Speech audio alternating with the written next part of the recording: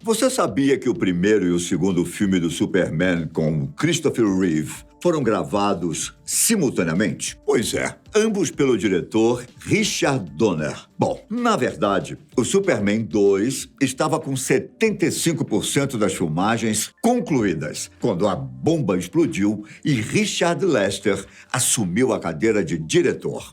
Só que havia um porém para ele receber créditos na produção. Lester deveria ter gravado 40% do filme. O resultado? Superman 2 virou uma confusão e eu, Ivan Lima, vou te contar os detalhes. Bem-vindo a Fatos Nerd. Se parece difícil adaptar o Superman para as telonas atualmente, saiba que também não foi nada fácil no final dos anos 70. Enquanto a dúvida de hoje em dia é se o Henry Cavill vai continuar usando a capa vermelha, o questionamento de décadas atrás era de como ficaria o Superman 2 A Aventura Continua, depois de vários problemas que rodearam a produção. O que era para ser um projeto de 2 filmes acabou se tornando um projeto solo, com antigos nomes saindo e novos nomes entrando. Será que todo segundo filme do Homem de Aço sempre vai atrair problemas? Se tem um ano que a gente pode dizer que essa jornada começou, foi em 1969, quando DC Comics foi comprada pela Warner. Desde então, a empresa avançou com o sonho de fazer uma adaptação grandiosa para as telonas de algum herói da editora. E a opção mais certeira era o Superman. Para isso, o estúdio chamou ninguém menos do que Mario Puzo, o autor do romance O Poderoso Chefão, para escrever o roteiro. Quando os produtores Alexander e Ilya Salkind, ao lado do parceiro da longa data, Pierre Spengler, viram o roteiro de cerca de 500 páginas, ficou claro que talvez o mais interessante fosse dividir a história em 2 filmes. Ainda assim, o que chegou às telonas não é exatamente a mesma coisa que Puzo pensou, já que o roteiro foi reescrito por outros profissionais. O objetivo de reescrever algumas partes foi deixar a história menos exagerada e, principalmente, mais curta. O fato é que a produção continuou até encontrar seu diretor, Richard Donner. Uma vez que o elenco havia sido escolhido e eles tinham um capitão para guiar a produção, as filmagens de Superman 1 e Superman 2 começaram em 1977. Só que logo, no início, as coisas desandaram. De acordo com um artigo de 1981 do The New York Times, a relação entre Donner e os produtores não estavam nada boa, pois ele supostamente teria ultrapassado o orçamento do filme e estava atrasado em relação ao cronograma. E para um longa desse porte, mesmo décadas atrás, tempo era muito dinheiro. A parte mais curiosa é que Donner disse que não poderia estar acima do orçamento, pois ninguém havia dado um orçamento. Agora imagine esse tipo de alfinetada durante toda a produção. Chegou um ponto em que Donner e os Salkinds nem se falavam mais. Nessa época, o cineasta Richard Lester já havia sido contratado para atuar como coprodutor temporário e mediar a relação entre o diretor e os produtores. E por que Lester? Acontece que o profissional já havia trabalhado com os Salkinds em Os 3 Mosqueteiros, de 73, e Os 4 Mosqueteiros, de 74. Os 2 filmes, na verdade, eram para ser um só, mas acabou que a produção se viu numa situação muito parecida com a do filme do Homem de Aço e achou melhor dividir a história em 2, com apenas alguns meses de diferença entre os lançamentos. Em determinado momento, Richard Lester até assumiu o posto de diretor de segunda unidade. E há quem diga que isso já era um prenúncio do que aconteceria nos anos seguintes. Como as filmagens ultrapassaram a previsão do estúdio de menos de 1 ano para quase 2 anos, os produtores acharam melhor que as gravações dessem uma pausa, pois assim, Donner poderia concluir o primeiro Superman E o filme seria lançado na data planejada. Naquele momento do tempo, 75% do Superman 2 já havia sido filmado. Quando Superman, o filme, chegou aos cinemas, o sucesso foi absoluto. Os espectadores ficaram deslumbrados com a história, os efeitos visuais e, claro, com o incrível retrato de um personagem dos quadrinhos. O longa até recebeu um prêmio de realização especial pelos efeitos visuais no Oscar. Se Christopher Reeve algum dia imaginou que sua vida mudaria para sempre ao fazer o filme, pode ter certeza que ele não esperava que o seu legado fosse lembrado e comparado até os dias de hoje. Tanto é que ainda se encontra muitos fãs dizendo que o filme de 78 mostra a versão definitiva do Homem de Aço. A questão é que nem mesmo o sucesso foi capaz de acalmar os ânimos nos bastidores. Com 75% da sequência filmada, tudo indicava que Donner deveria retornar para concluir o trabalho. E, bom, finalmente, descansar. O produtor Pierre Spengler também acreditava nisso e chegou a dizer à revista Variety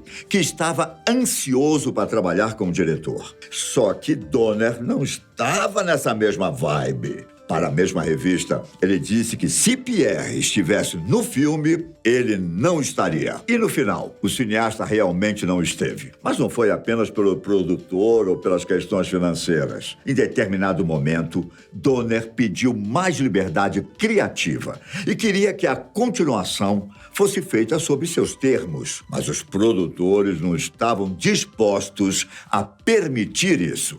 E em briga de egos, meu amigo, uma pessoa acabou levando a pior. Antes das filmagens de Superman 2 começarem, Donner simplesmente recebeu uma carta avisando que seus serviços não eram mais necessários e que Richard Lester comandaria a continuação.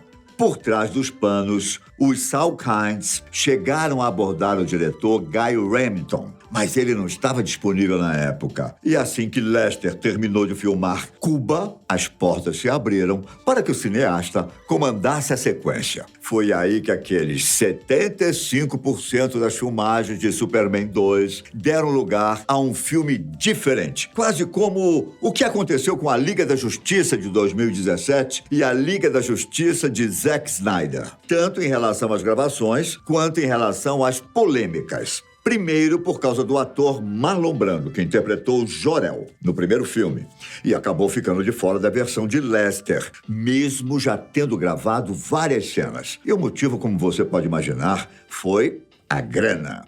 Acontece que o contrato de Brando previa que ele recebesse 11,75% da bilheteria do primeiro filme, mas ele não viu nenhum tostão em sua conta bancária. Dessa forma, o ator resolveu processar os produtores em 50 milhões de dólares pelo calote. E como os produtores não estavam nada a fim de pagar a Brando uma porcentagem da bilheteria de Superman 2, suas cenas acabaram cortadas do filme. E meio que o papel que ele desempenhava ficou para a atriz Susannah York, que fez a mãe biológica do Homem de Aço. A ausência de Brando, por si só, é considerada uma grande perda para a história, já que a presença dele se conectava fortemente com o que foi mostrado em Superman, o filme. Além de Marlon Brando, outro ator que também acabou gerando problemas na produção foi Gene Hackman, o Lex Luthor. Dessa vez não foi por dinheiro, mas sim por sua lealdade a Richard Donner. O ator disse que não gravaria nada sem o antigo diretor. Então Lester acabou tendo que usar apenas as cenas já filmadas de Hackman. Tom Mankiewicz, um dos roteiristas que reescreveu o roteiro de Mario Puzo, também não aceitou voltar pelo mesmo motivo. E sabe o compositor John Williams? O cara responsável por essa música aí.